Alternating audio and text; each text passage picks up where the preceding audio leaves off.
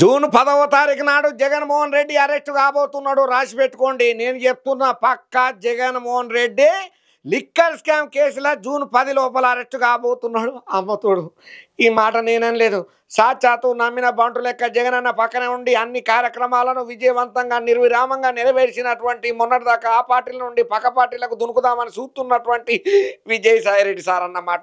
ఇంకా విజయసాయిరెడ్డి సారు మస్తు కోపానికి వస్తున్నాడు. నా మీద లేనిపోని నిందలు ఎత్తున్నారు, గుడ్డ కలిసి ముఖం మీద ఎత్తున్నారు ఈ వైసీపీ కార్యకర్తలు, లీడర్లు, నాయకులు. అందుకే వాళ్ళ మీద నాకు మస్తు కోపం ఉన్నదని చెప్పి ఆవేశంలో మాట్లాడిన మాట అని అంటున్నాడు. మరి ఇంతకు విజయసాయిరెడ్డి సారు జూన్ 10వ తారీఖు లోపల జగనన్న అరెస్టు చేస్తాడని ఏ ఆధారాలతో అన్నాడో నాకు మాత్రం తెలియదు. విజయసాయిరెడ్డి అన్నని అడుగుదాం పాండ్రి.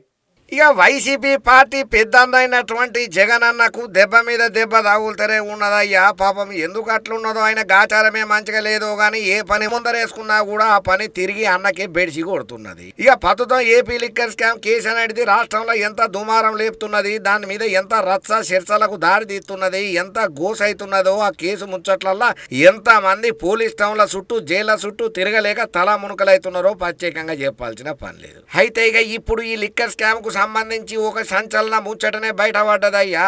ఈ లిక్కర్ స్కామ్ కేసుల పార్టీ పెద్ద అయినటువంటి జగన్మోహన్ రెడ్డి అన్నను ఖచ్చితంగా అరెస్టు చేస్తారట, ఇది పక్కా అట అని నేనంటలేను.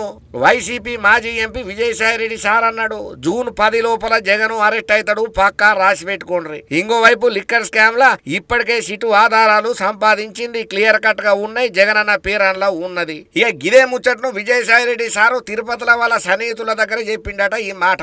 మే మొదటి వారంలో విజయసాయిరెడ్డి తిరుపతిలో పర్యటన చేసిండు కదా. అయితే ఆయన టీడీపీ లీడర్లతో కలిసిన వీడియోను వైసీపీ బయట బయలు చేసి సోషల్ మీడియాలో ఇడిచింది కదా. ఇక దీంతో విజయసాయిరెడ్డి సారు ఇంకా అగ్గి మీద గూగిలం అవుతున్నాడు. మత్తు కోపానికి గరానికి రాబట్టిండు.